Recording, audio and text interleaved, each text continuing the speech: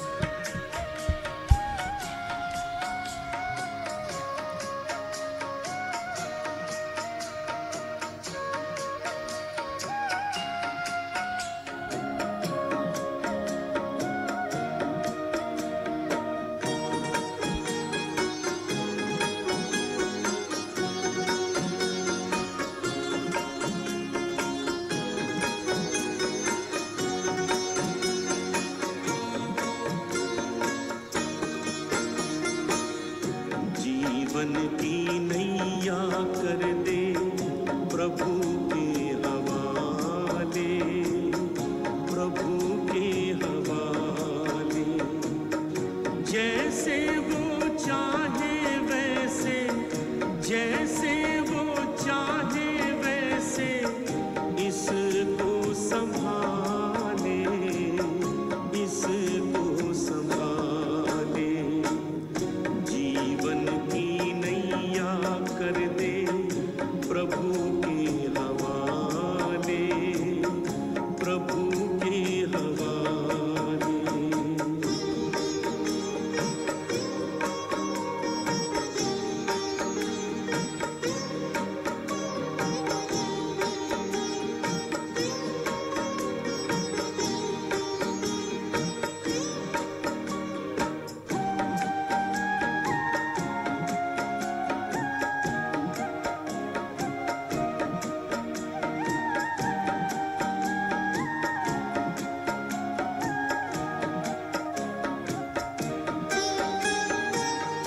तन का न गर्व कीजे, ये तो विनाशी है।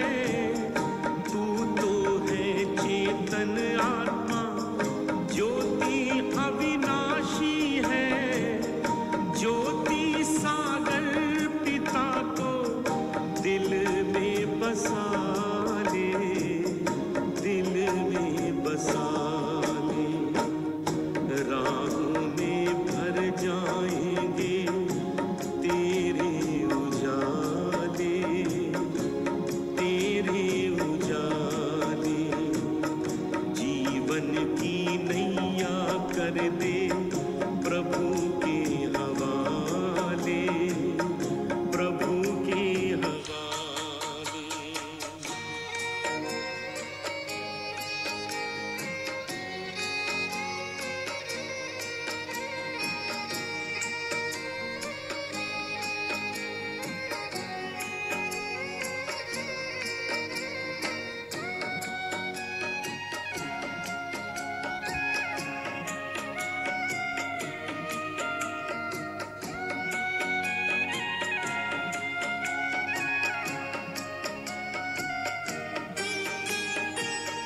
पग पग पे मिलता है प्रभु का इशारा। इसके सहारे कर दे स्वाहा तू सारा। अंबर के सारे तारे आंचल में सजा ले, आंचल में सजा ले। मन के सरोवर में तू कमल खिला ले, कमल खिला ले। जीवन की नैया कर दे प्रभु के हवाले, प्रभु के हवाले।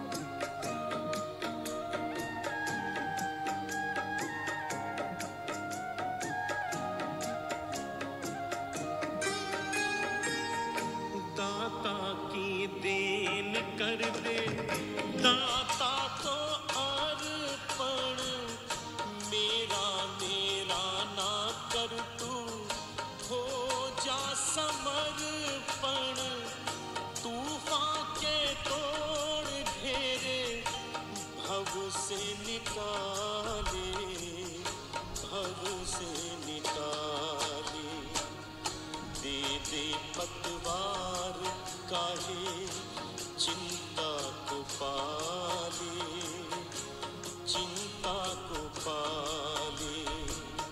जीवन की नैया कर दे प्रभु के हवाले, प्रभु के हवाले।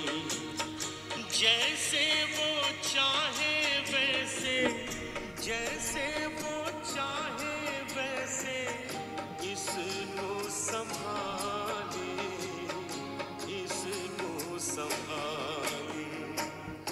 जीवन की नैया कर दे प्रभु के हवाले, प्रभु के हवाले।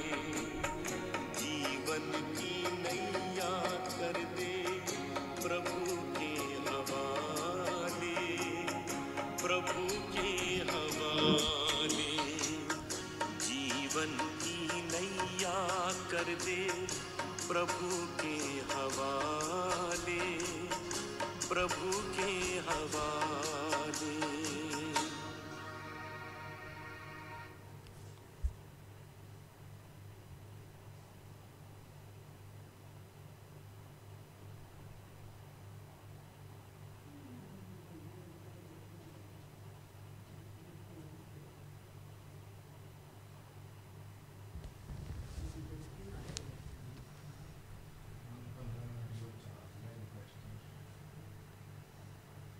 कल बॉम्बे होने का भी है कितने बजे? सुबह 8 से 9।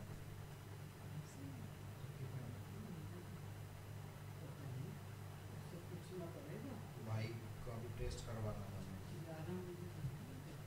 हाँ 11 से 12।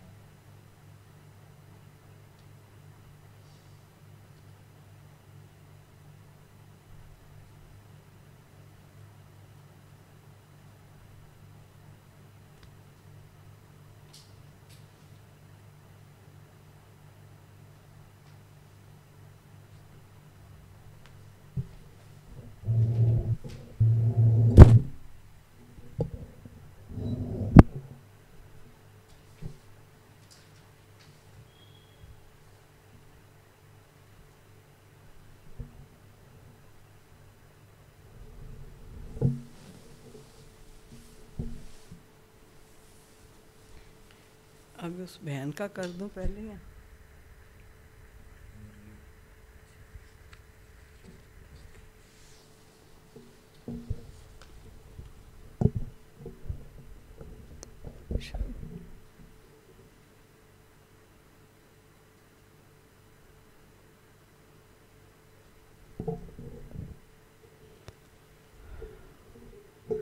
ओम शांति। आज लंबा टाइम आपको योग में बिठाया गया है।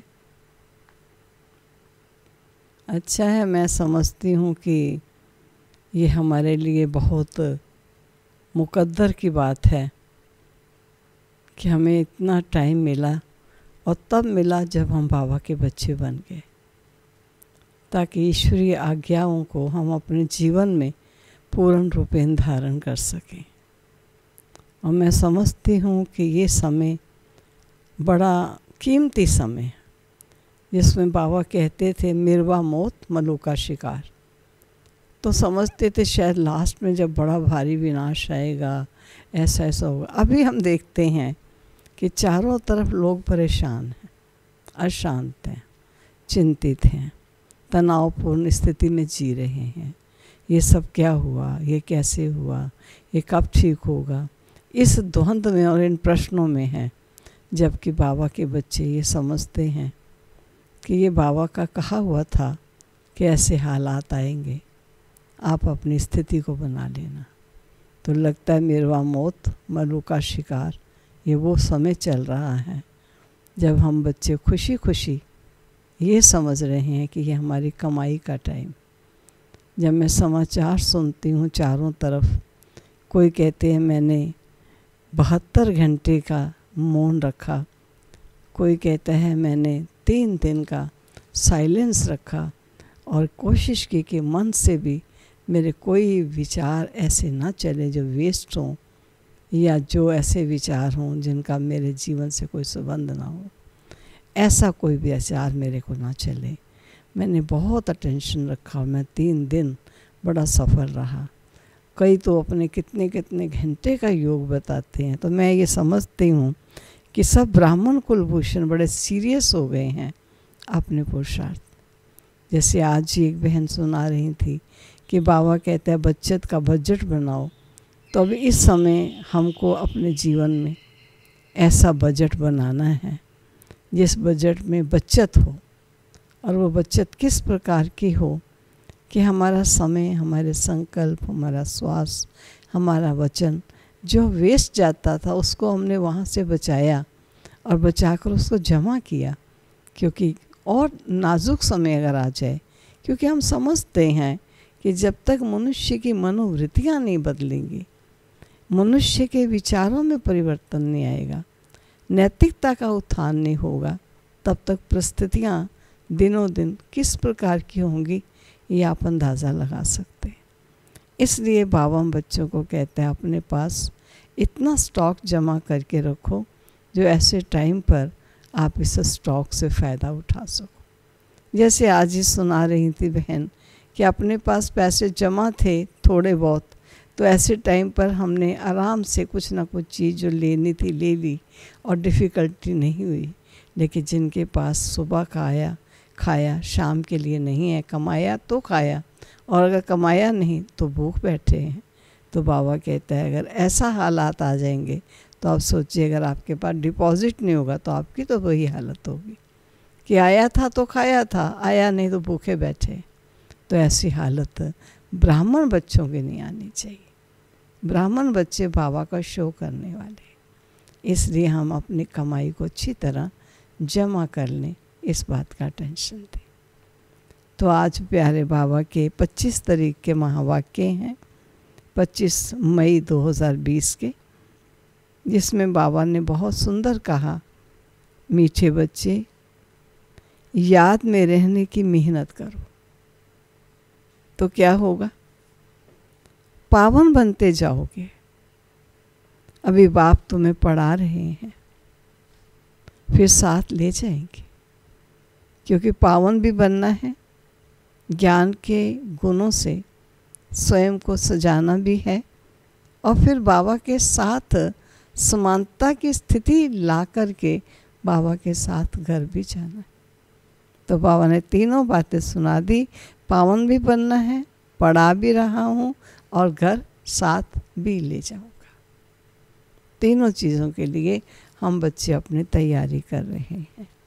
प्रश्न है कौन सा पैगाम तुम्हें सभी को देना है,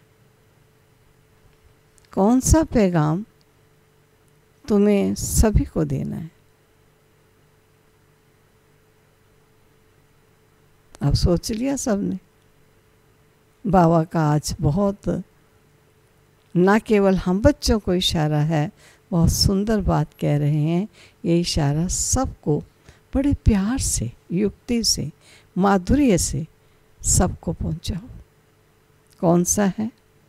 अब घर चलना है, इसलिए पावन बनो। पतित पावन बाप कहते हैं मुझे याद करो तो पावन बन जाओगे। ये पैगाम सभी को दो। बाप ने अपना परिचय तुम बच्चों को दिया है, अब तुम्हारा कर्तव्य है बाप का शो करना। कहा भी जाता है सन शोज फादर। रिकॉर्ड है मरना तेरी गली में, जीना तेरी गली में। ओम शांति। बच्चों ने गीत का अर्थ सुना कि बाबा हम आपके रुद्रमाला में पिरोए जाएंगे। ये गीत तो भक्ति मार्ग के बने हुए हैं। जो भी दुनिया में सामग्री है, जप तप पूजा पाठ, ये सब भक्ति मार्ग है। भक्ति रावण राज्य और ज्ञान राम राज्य। ज्ञान को कहा जाता है नॉलेज, पढ़ाई। भक्ति को पढ़ाई नहीं कहा जाता, उसमें कोई उद्देश्य नहीं कि हम क्या बनेंगे। भक्ति पढ़ाई नहीं है। राजयोग सीखना ये पढ़ाई है। पढ़ाई एक जगह स्कूल में पढ़ी जाती है, भक्ति में तो दर दर धक्के खाते हैं। आज इस मंदिर में गए, कल उस स्थल पर गए, परसों गंगा घाट पर गए, वैरायटी जगहों पर जाते रहते हैं। पढ़ाई माना ही पढ़ाई, तो पढ़ाई पूरी रीति पढ़नी चाहिए। बच्चे जानते हैं हम स्टूडेंट हैं। बहुत हैं जो अपने को स्टूडेंट नहीं समझते, क्योंकि पढ़ते ही नहीं है। ना बाप को बाप समझते हैं, न शिव बाबा को सदगति दाता समझते हैं। ऐसे भी हैं बुद्धि में कुछ भी बैठता नहीं है। राजधानी स्थापित होती है ना, फिर बाबा इशारा दे देते। राजधानी स्थापित होती है ना, उसमें सभी प्रकार के होते। बाप आए हैं पतितों को पावन बनाने। बाप को बुलाते हैं, हे पतित पावन आओ। अब बाप कहते हैं पावन बनो। बाप को याद करो। हर एक को पैगाम देना है बाप का। इस समय भारतीय वेश्यालय है, पहले भारतीय शिवालय था। अभी दोनों ताज नहीं है, लाइट का भी नहीं, माइट का भी नहीं है। ये भी तुम बच्चे ही जानते हो। अब पतित पावन बाप कहते हैं मुझे याद करो तो तुम पतित से पावन बन जाओगे। याद में ही मेहनत है। बहुत थोड़े हैं जो याद में रहते हैं। भक्त माला भी थोड़ों की है ना। धन्ना भक्त, नारद, मीरा आदि का नाम है ना। इसमें भी सब तो नहीं आकर पढ़ेंगे। कल पहले जिन्होंने पढ़ा है वो ही आते हैं। कहते वे बाबा हम आपसे कल पहले भी मिले थे। पढ़ने अथवा याद की यात्रा सीखने। अभी बाप आए हैं तुम बच्चों को ले जाने। समझाते हैं तुम्हारी आत्मा पतित है, इसलिए बुलाते हो कि आकर पावन बनाओ। अब बाप कहते हैं मुझे याद करो, पवित्र बनो। बाप पढ़ाते हैं, फिर साथ में ले जाएंगे। बच्चों को अंदर बहुत खुशी होनी चाहिए। किस चीज़ की? बाप पढ़ा रहे हैं। कृष्ण को बाप नहीं कहेंगे, कृष्ण को पतित पावन नहीं कहेंगे। ये किसको भी पता नहीं कि बाप किसको कहा जाता है और फिर वो ज्ञान कैसे देते हैं, ये तुम ही जानते हो। बाप अपना परिचय बच्चों को ही देते हैं। नए नए कोई से बाप नहीं मिल सकते। बाप कहेंगे सन शोज फादर। बच्चे ही बाप का शो करते हैं। बाप को कोई से भी मिलने बात करने का नहीं है। भले इतना समय बाबा नए नए से मिलते रहते हैं। ड्रामा में था, ढेर आते थे। मिलिट्री वालों के लिए भी बाबा ने समझाया है उनका उद्धार करना है। उनको भी धंधा तो करना ही है ना। ये भी तो धंधा है ना, देश सेवा के लिए उपस्थित हैं वो। नहीं तो दुश्मन वार कर लेगा। तो सिर्फ बाबा को याद करना है। गीता में है जो युद्ध के मैदान में शरीर छोड़ेंगे वह स्वर्ग में जाएंगे, परंतु ऐसे तो जा नहीं सकेंगे। स्वर्ग स्थापित करने वाला भी जब आए तभी तो जाएंगे। तो स्वर्ग क्या चीज़ है ये भी कोई नहीं जानते। अभी तुम बच्चे 5 विकारों रूपी रावण से युद्ध करते हो और बाप कहते हैं अशरीरी भव, अपने को आत्मा निश्चय कर, मुझे याद करो, और कोई ऐसे कह नहीं सकेगा। सर्वशक्तिवान एक बाप के सिवाय कोई को कह भी नहीं सकते। ब्रह्मा विष्णु शंकर को नहीं कह सकते। ऑलमाइटी एक ही बाप है। वर्ल्ड ऑलमाइटी अथॉरिटी, ज्ञान का सागर, एक बाप को ही कहा जाता है। ये जो साधु संत आदि हैं वह है शास्त्रों की अथॉरिटी। भक्ति की भी अथॉरिटी नहीं कहेंगे, शास्त्रों की अथॉरिटी है। उनका सारा मदार शास्त्रों पर है। समझते हैं भक्ति का फल भगवान को देना है। भक्ति कब शुरू हुई, कब पूरी होनी है, ये पता नहीं। भक्त समझते हैं भक्ति से भगवान राजी होगा, भगवान से मिलने की इच्छा रहती है,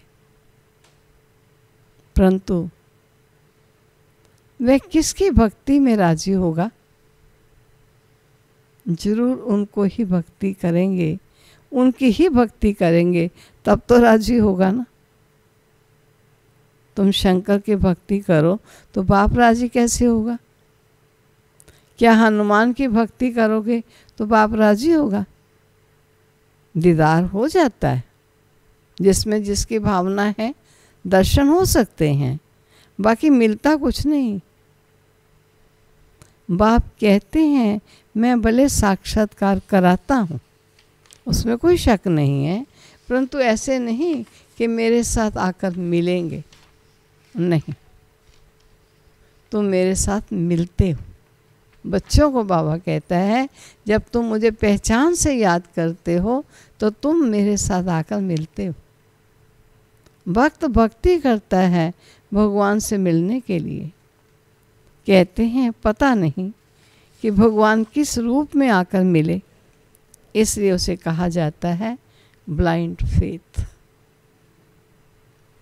जानते हैं नहीं, याद करते हैं, मिलने की तमन्ना रखते हैं। किससे मिलना चाहते हो? वो कौन है, कैसा है, कहाँ है, मिलने का तरीका क्या है? कुछ भी तो नहीं जानते। अभी तुम बाप से मिले हो, जानते हो वह निराकार बाप जब शरीर धारण करे तभी अपना परिचय दे कि मैं तुम्हारा बाप हूँ। 5000 वर्ष पहले भी तुमको राज्य भाग्य दिया था, फिर तुमको 84 जन्म लेने पड़े। ये सृष्टि चक्र फिरता रहता है। द्वापर के बाद दूसरे धर्म आते हैं, अपना अपना धर्म आकर स्थापित करते हैं। इसमें कोई बड़ाई की बात नहीं है, बड़ाई किसकी भी नहीं है। ब्रह्मा की बड़ाई तब है जब बाप आकर प्रवेश करते हैं, नहीं तो ये धंधा करता था। इनको भी थोड़ी पता था कि मेरे में भगवान आएंगे। बाप ने प्रवेश कर समझाया कि कैसे मैंने इनमें प्रवेश किया, कैसे इनको दिखाया। मेरा सो तुम्हारा और तुम्हारा सो मेरा, देख लो। स्वरूप दिखाया, तत्वम, मैं ये हूँ तुम भी ये हो। स्वरूप सब दिखाया, साक्षात्कार कराया। तुम मेरे मददगार बनते हो अपने तन मन धन से, तो उनके एवजे में तुमको ये मिलेगा। देव पद दिखाया, ये तुम्हें मिलेगा। बाप कहते हैं मैं साधारण तन में प्रवेश करता हूँ, जो अपने जन्मों को नहीं जानते। परंतु मैं कब आता हूँ, कैसे आता हूँ, ये किसको पता नहीं। और अभी तुम देखते हो साधारण तन में बाप आए हैं। इन द्वारा हमको ज्ञान और योग सिखा रहे हैं। ज्ञान तो बहुत सहज है। नर का फाटक बंद हो, स्वर का फाटक कैसे खुलता है, ये भी तुम जानते हो। द्वापर में रावण राज्य शुरू होता है, अर्थात नर का द्वार खुलता है। नई और पुरानी दुनिया की आधा आधा में रखा जाता है। तो अब बाप कहते हैं मैं तुम बच्चों को पति से पावन होने की युक्ति बताता हूँ। बाप को याद करो तो जन्म जन्मांतर के पाप नाश हो जाए। इस जन्म के पाप भी बताने हैं, याद तो रहते हैं ना। क्या पाप किए हैं, क्या क्या दान पुण्य किया है, इसको अपने छोटेपन का पता है ना। साकार बाबा को याद है अपने छोटेपन का। कृष्ण का ही नाम है सांवरा और गोरा, श्याम सुंदर कहते हैं ना। उनका अर्थ कभी कोई की बुद्धि में नहीं आएगा। नाम श्याम सुंदर है तो चित्र में काला बना दिया है। रघुनाथ के मंदिर में देखोगे, मधुबन में है मंदिर वो, वहाँ भी काला हनुमान, काला हनुमान का मंदिर देखो तो सबको काला बना देते हैं। ये है ही पति दुनिया। अभी तुम बच्चों को ओना है। किस चीज़ का ओना है, अर्थात फिक्र है कि हम सांवरे से सुंदर बने। उसके लिए तुम बाबा को याद करते हो। बाप कहते हैं ये अंतिम जन्म है, मुझे याद करो तो पाप भस्म होंगे। जानते हैं बाप आए हैं ले जाने, तो जरूर शरीर यहाँ छोड़ेंगे। शरीर सही थोड़े जाएंगे। पतित आत्माएं भी जान ही सकती हैं, जरूर बाप पावन बनने की युक्ति बताएंगे। तो कहते हैं मुझे याद करो तो विकर्म विनाश होंगे। भक्ति मार्ग में अंध श्रद्धा है, शिव काशी कहते। और फिर कहते शिव ने गंगा लाई, भागीरथ से गंगा निकली। अब पानी माथे से कैसे निकलेगा? भागीरथ कोई ऊपर पहाड़ पर बैठा हुआ है क्या कि जिसकी जटाओं में गंगा आएगी? पानी जो बरसता है सागर में, सागर से खींचते हैं, जो सारी दुनिया में पानी आता है, कैसे स्टीम भाप बनती है, वर्षा के रूप में आता है। नदियाँ तो सब तरफ हैं। पहाड़ों पर बर्फ़ जम जाती है, वह भी पानी आता रहता है। पहाड़ों के अंदर गुफाओं में जो पानी रहता है वह फिर कुओं में आता रहता है। वह भी बरसात के आधार पर है। बरसात ना पड़े तो कुएं भी सूख जाते हैं। कहते हैं बाबा हमको पावन बनाकर स्वर्ग में ले जाओ। आशीष स्वर्ग कृष्णपुरी की है, विष्णुपुरी का किसी को पता नहीं। कृष्ण के मुरीद होंगे, जहाँ देखो कृष्ण कृष्ण है। अरे जबकि परमात्मा सर्वव्यापी है तो क्यों नहीं कहते जिधर देखो परमात्मा ही परमात्मा है? ये क्यों नहीं कहते? परमात्मा के मुरीद फिर ऐसे कहते हैं ये सब उन्हीं के रूप है, वही ये सारी लीला कर रहे हैं। भगवान ने रूप धरे हैं लीला करने के लिए, तो जरूर अभी लीला करेंगे ना। परमात्मा की दुनिया स्वर्ग में देखो, वहाँ गंद की कोई बात ही नहीं होती।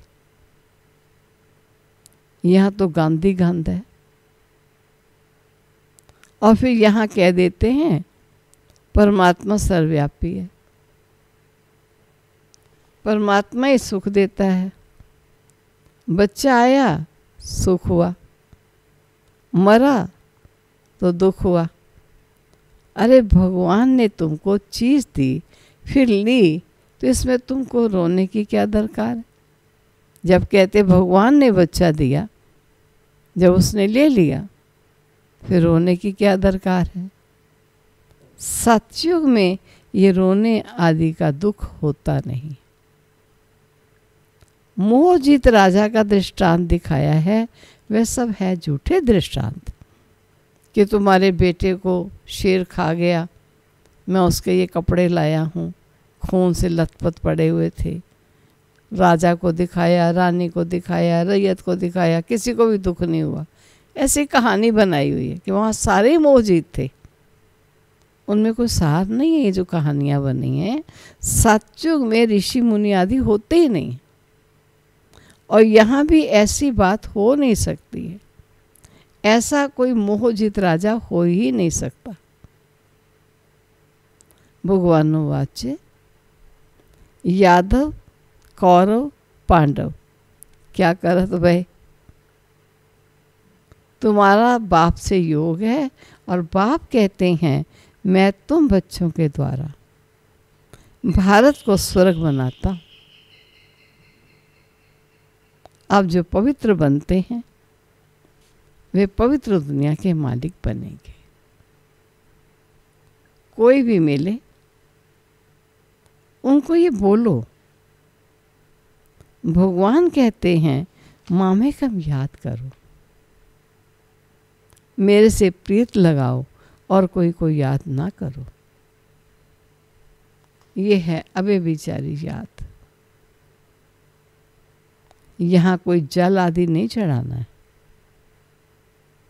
भक्ति मार्ग में धंधा आदि करते हैं, याद करते थे ना।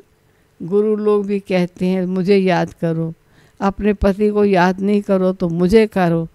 तुम बच्चों को कितनी बातें बाप समझाते कि मैं कौन हूँ और मुझे कैसे याद करो। मूल बात है, कौन सी मूल बात है जो बाबा हम बच्चों को स्पष्ट करते?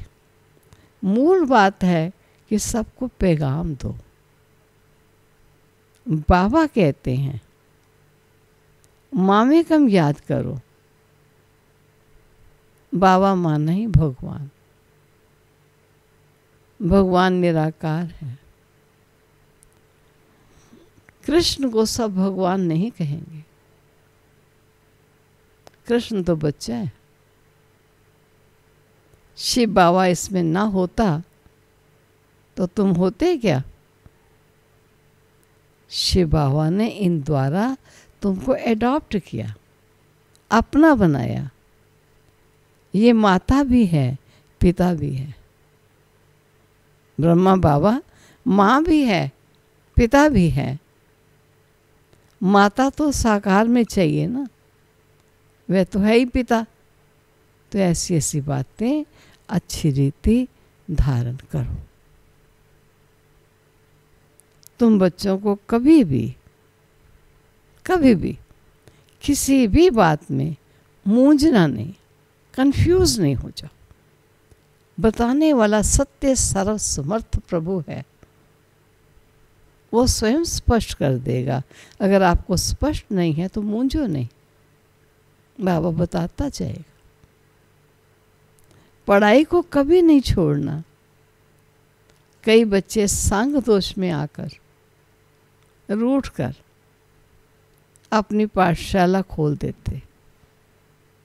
एक जगह पर संस्कारों का टकराव होता है, रूठ जाते हैं और जाकर फिर अपनी पाठशाला खोल लेते हैं। अगर आपस में लड़ झगड़ कर जाए अपनी पाठशाला खोलो तो मूर्खपना है। रूठते हैं तो पाठशाला खोलने के लायक ही नहीं है। वह देह अभिमान तुम्हारा चलेगा ही नहीं, क्योंकि बुद्धि में तो दुश्मनी है, तो वह याद आएगी। कुछ भी किसको समझा नहीं सकेंगे। ऐसे भी होता है जिसको ज्ञान देते हैं वो तीखे चले जाते।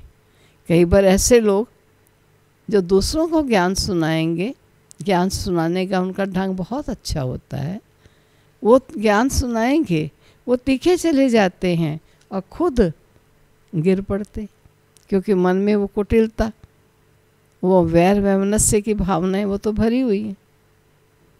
खुद भी समझते हैं मेरे से उनकी अवस्था अच्छी है।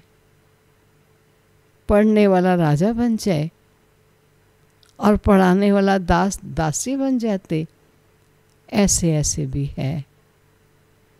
पुरुषार्थ कर बाप के गले का हार बनना है। बाबा जीते जी मैं आपका बना हूँ, बाबा को याद से बेड़ा पार होना है। अच्छा, मीठे मीठे सिकिलदे बच्चों प्रति माता पिता बाप दादा का याद प्यार और गुड मॉर्निंग। रूहानी बाप की रूहानी बच्चों को नमस्ते। रूहानी बच्चों की रूहानी बाप को नमस्ते। धारणा के लिए मुख्य सार। कभी किसी बात में मूंझना नहीं। आपस में रूठकर पढ़ाई नहीं छोड़नी है। बाबा कभी कहते थे ना, पढ़ाई ने तेरा क्या बिगाड़ा, तुमने उसको क्यों छोड़ा, मुझ पढ़ाने वाले का हाथ क्यों छोड़ा, मैंने थोड़ी कुछ तुझे कहा है। तो आपस में रूठकर पढ़ाई नहीं छोड़नी है। दुश्मनी बनाना भी दे अभिमान। संग दोष से अपनी बहुत बहुत संभाल करनी है, क्योंकि संग तारे और कुसंग बोरे। डूब जाता है। किसी संग में भोला भाला बेचारा आ जाता है, कहाँ उसका जीवन जाता है। ईश्वर का हाथ छोड़कर कहाँ जाएगा। संग दोष से अपना बहुत बहुत संभाल करनी है, पावन बनना है। अपनी चलन से बाप का शो करना है। अपने चलन से बाप का शो करना है। दूसरा है प्रीत बुद्धि बन। एक बाप की अव्यभिचारी याद में रहना है। प्रीत बुद्धि बन एक बाबा के अव्यभिचारी याद में रहना है। तन मन धन से बाप के कार्य में मददगार बनना है। बाप के कार्य में मददगार बनना है। वरदान। स्वयं को स्वयं ही परिवर्तन कर विश्व के आधार मूर्त बनने वाले श्रेष्ठ पद के अधिकारी भव।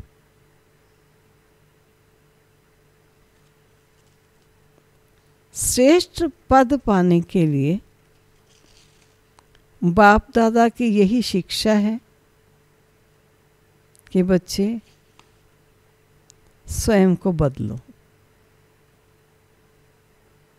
स्वयं को बदलने के बजाय परिस्थितियों को व अन्य आत्माओं का बदलने का सोचते हो। यह संकल्प आता है कि ये सैल्वेशन मिले, सहयोग या सहारा मिले तो परिवर्तित हों। ऐसे किसी भी आधार पर परिवर्तन होने वाले की प्रारब्ध भी आधार पर ही रहेगी। उनकी प्रारब्ध भी आधार पर ही रहेगी, क्योंकि जितनों का आधार लेंगे उतना जमा का खाता शेयर्स में बढ़ जाएगा। इसलिए सदा लक्ष्य रखो कि स्वयं को परिवर्तन होना है। मैं स्वयं विश्व का आधार मूर्त हूँ। मुझे अपना उद्धार आप करना है। स्लोगन: संगठन में उमंग, उत्साह और श्रेष्ठ संकल्प से सफलता हुई पड़ी है। अगर संगठन में हैं और आपस में उमंग और उत्साह में रहते हैं और श्रेष्ठ संकल्प सबके चलते हैं, या सबके चले न चले लेकिन मेरे चलते हैं, ऐसों की सफलता हुई ही पड़ी है। तो बाबा अपने बच्चों को कर्तव्य क्या करो, परिणाम क्या निकलेगा, कर्तव्य भी बताते हैं, परिणाम भी दिखाते हैं, दोनों चीज़ें स्पष्ट करते हैं। इसलिए बाबा की इस बात को कभी भूलना नहीं। कोई भी बात हो जाए, मूंझो नहीं, कंफ्यूज नहीं हो जाओ। अगर आज समझ नहीं आई तो लाइट रहो, बाबा की याद में रहो। हो सकता है कल परसों चौथ कोई भी दिन बाबा उस बात को डिटेल कर देगा, स्पष्ट कर देगा, या कोई प्राणी द्वारा भी वो बात का स्पष्टीकरण आपको मिल जाएगा। बाबा कहते तुम कंफ्यूज हो जाएंगे, तो कंफ्यूज बुद्धि रियल चीज़ को भी समझ नहीं पाती। मान लीजिए 5 चीज़ें पड़ी हैं, 5 में से एक चीज़ आपकी है और वो चीज़ 5 में ही रखी हुई है, कोई छिपाई नहीं, लेकिन आप इसी ख्याल में है मेरी गुम हो गई, मेरी गुम हो गई। जब वो आपके सामने 5 पड़ी हैं तब भी आप यही कहते हो मेरी नहीं,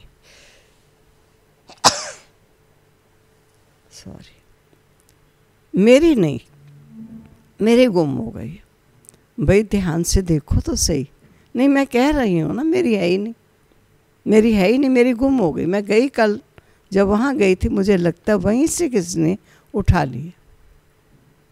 आखिर दूसरा प्राणी सहयोग देता है, कहता है ये देखो ये निशानी थी आपकी।